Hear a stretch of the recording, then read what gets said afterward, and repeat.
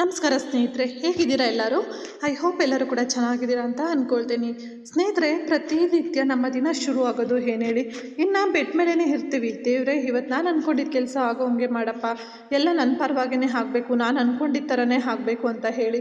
ಹಾಗೆ ದಿನ ಕಳೀತಾ ಕಳೀತಾ ನಮಗೇನು ಅನಿಸುತ್ತೆ ಹೇಳಿ? ಈ ದೇವ್ರು ಅನ್ನೋದೆಲ್ಲ ಸುಳ್ಳು, ನಾವು ಅಂದ್ಕೊಂಡಿದ್ದೇನೂ ಆಗೋದಿಲ್ಲ ಅಂದಮೇಲೆ ನಾನು ಯಾಕೆ ದೇವ್ರ ಪೂಜೆ ಮಾಡಬೇಕು ಅಥವಾ ದೇವ್ರ ಆರಾಧನೆನ ಮಾಡಬೇಕು, ಈ ದೇವರು ಅನ್ನೋದೇ ಸುಳ್ಳು ಅಂತ ಹೇಳಿ ತುಂಬಾ ಈಸಿಯಾಗಿ ಬ್ಲೇಮ್ ಮಾಡ್ತೀವಿ.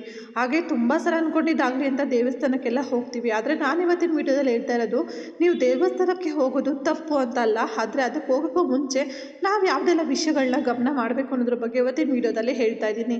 ನೀವು ಕೂಡ ಯಾವಾಗಲೂ ಈ ಥರ ಲೈಫಲ್ಲಿ ಅಂದ್ಕೊಂಡಿದ್ದೆಲ್ಲ ಆಗ್ತಾ ಇಲ್ಲ ಅಂತೇಳಿ ದೇವ್ರನ್ನ ಬ್ಲೇಮ್ ಮಾಡೋರಾಗಿದ್ದೀರಾ ಅಂದರೆ ಖಂಡಿತ ಇವತ್ತಿನ ವಿಡಿಯೋನ ನೀವು ಕೂಡ ಹೆಂಡ್ವರೆಗೂ ವಾಚ್ ಮಾಡಿ. ಹಾಗೆ ಇವತ್ತಿನ ವಿಡಿಯೋ ಖಂಡಿತ ನಿಮಗೆ ಯೂಸ್ಫುಲ್ ಆಗಿದ್ದರೆ ವಿಡಿಯೋಗೆ ಒಂದು ಲೈಕ್ ಮಾಡಿ, ಶೇರ್ ಮಾಡಿ, ಕಮೆಂಟ್ ಮಾಡೋದನ್ನು ಮರಿಬೇಡಿ ಸ್ನೇಹಿತರೆ. ಸೊ ಬನ್ನಿ ಈ ಒಂದು ವಿಡಿಯೋನ ಶುರು ಮಾಡ್ಕೊಳ್ಳೋಣ. ಸ್ನೇಹಿತರೆ, ನೀವು ಯಾವುದೋ ಒಂದು ಕೆಲಸಕ್ಕೆ ಕೈ ಹಾಕಿರ್ತೀರ ಅಂತ ಅಂದ್ಕೊಳ್ಳಿ. ಆವಾಗ ನಿಮ್ಗೆ ಅಂದ್ಕೊಂಡಿದ್ದ ತಕ್ಷಣ ಕೆಲಸ ಆಗ್ತಾ ಇರಲ್ಲ, ಅಥವಾ ನೀವು ಅದಕ್ಕೆ ಸುಮಾರು ವರ್ಷ ಅಥವಾ ತಿಂಗಳುಗಳಿಂದ ಕಷ್ಟಪಟ್ಟಿರ್ತೀರ.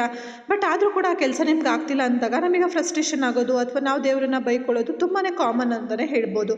ಆದರೆ ಇಲ್ಲಿ ಗಮನ ಮಾಡಬೇಕಾದಂತಹ ಒಂದು ವಿಷಯ ಏನಂದರೆ, ನಾವು ಫೇಲ್ ಆಗಿದ್ದೀವಿ ಅಂತಂದರೆ ಎಲ್ಲೋ ಒಂದು ಚಿಕ್ಕ ಪುಟ್ಟ ಹೆಜ್ಜೆಲಿ ನಾವು ಹಿಡಿದಿರ್ತೀವಿ. ಅದೇನು ಅಂತ ಐಡೆಂಟಿಫೈ ಮಾಡಿಕೊಂಡು ಅದನ್ನ ಸ್ಟೆಪ್ ಬೈ ಸ್ಟೆಪ್ ನಾವು ಸರಿ ಮಾಡ್ಕೊಳ್ತಾ ಹೋಗಬೇಕಾಗುತ್ತೆ. ಅಫ್ಕೋರ್ಸ್ ದೇವರ ಆಶೀರ್ವಾದ ಕೂಡ ಇರಬೇಕು, ನಾವು ದೇವರಿಗೆ ಗ್ರೇಟ್ಫುಲ್ ಆಗಿರಬೇಕು, ಎಲ್ಲದೂ ಸರಿ. ಆದರೆ ನಾವು ಮಾಡೋ ಪ್ರಯತ್ನ 5% ಆಗಿರುತ್ತೆ ಕೆಲವೊಮ್ಮೆ. ಇನ್ನು 95% ಪ್ರಯತ್ನನ ನಾವು ದೇವ್ರ ಮೇಲೆ ಹಾಕ್ಬಿಡ್ತೀವಿ. ದೇವರೇ, ನಾನು ಇವತ್ತು ಇಷ್ಟೆಲ್ಲ ಪ್ರಯತ್ನ ಪಟ್ಟಿದ್ದೀನಿ, ಅದು ಪ್ರತಿಫಲ ನನಗೆ ಸಿಗೋ ಥರ ಮಾಡಿಬಿಡಪ್ಪ ಅಂತ ಹೇಳಿ. ಹೇಗೆ ಸಾಧ್ಯ? ಅದು ಖಂಡಿತ ಇಲ್ಲ ಅಲ್ವಾ? ಅಫ್ಕೋರ್ಸ್ ನನಗೂ ಕೂಡ ಅರ್ಥ ಆಗುತ್ತೆ.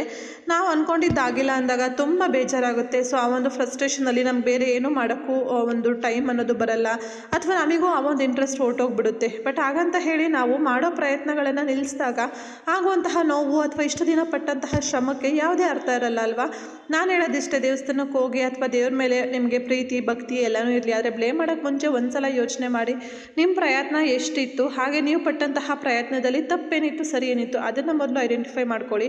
ಖಂಡಿತ ಆವಾಗ ನೆಕ್ಸ್ಟ್ ಟೈಮ್ ನೀವು ಕೇಳಲಿಲ್ಲ ಅಂದರೂ ದೇವರೇ ಕೊಡುತ್ತೆ. ಇಲ್ಲ ಇನ್ ಕೇಸ್ ನೀವು ಕೇಳಿದರೂ ಕೂಡ ಕೊಡೋದು ತಡ ಆಗ್ಬೋದು.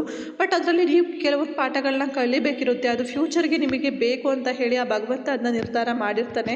ಸೊ ಹಾಗಾಗಿ ಅಲ್ಲಿವರೆಗೂ ಸ್ವಲ್ಪ ತಾಳ್ಮೆಯಿಂದ ಇರಲಿ ಸ್ನೇಹಿತರೆ. ನಾನು ಕೂಡ ನಿಮಗೆ ಗ್ರ್ಯಾಟಿಟ್ಯೂಡ್ ಆಗಿರ್ತೀನಿ, ಯಾಕಂದರೆ ತುಂಬ ಜನ ಇತ್ತೀಚೆಗೆ ಸಪೋರ್ಟ್ ಮಾಡ್ತಾಯಿದ್ದೀರಾ ಚೆನ್ನಾಗೆ. ಹಾಗೆ ನಾನು ಕೂಡ ಅಷ್ಟೇ ಪ್ರಯತ್ನ ಬಿಡ್ತಾ ಇಲ್ಲ. ಲಾಂಗ್ ವೀಡಿಯೋಸ್ಗಂತೂ ವ್ಯೂಸ್ ಕಡಿಮೆ ಬಂದರೂ ನೀವು ನನ್ನ ಪೇಜ್ನ ನೋಡ್ಬೋದು. ನಾನಂತೂ ಕಂಟೆಂಟ್ನ ಕಂಟಿನ್ಯೂಸ್ ಆಗಿ ಮಾಡ್ತಾನೆ ಇದ್ದೀನಿ. ಸೊ ಇದೇ ಥರ ಪ್ರಯತ್ನ ಬಿಡದೆ ಮಾಡಿದಾಗ ನೋಡೋಣ, ಒಂದಲ್ಲ ಒಂದಿನ ಸಕ್ಸಸ್ ಆಗ್ಬೋದು ಅನ್ನೋ ನಂಬಿಕೆ ಇದೆ. ಆ ನಂಬಿಕೆಲೇ ಇವತ್ತಿನ ವೀಡಿಯೋನ ನಾನು ಇಲ್ಲಿ ಎಂಡ್ ಮಾಡ್ತಾಯಿದ್ದೀನಿ. Thank you so much for watching ಸ್ನೇಹಿತರೆ. ಮತ್ತೆ ನೆಕ್ಸ್ಟ್ ವೀಡಿಯೋದಲ್ಲಿ ನಿಮ್ಮನ್ನ ಭೇಟಿ ಆಗ್ತೀನಿ. ದಯವಿಟ್ಟು ಚಾನಲ್ನ ಸಬ್ಸ್ಕ್ರೈಬ್ ಮಾಡ್ಕೊಂಡು ಸಪೋರ್ಟ್ ಮಾಡಿ. Thank you so much.